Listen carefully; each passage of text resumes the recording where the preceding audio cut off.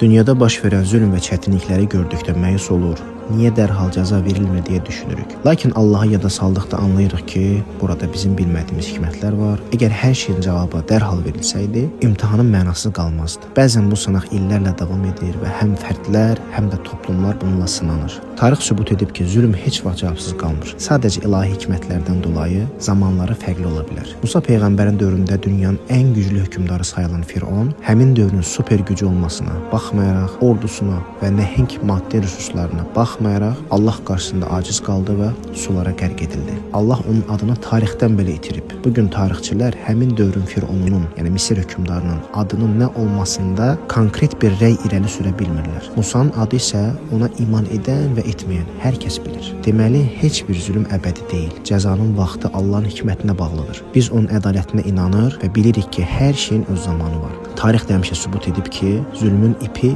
zəiflədikdə deyil, daha da qalınlaşdıqda qopur və gözlənilmədən məhv olur.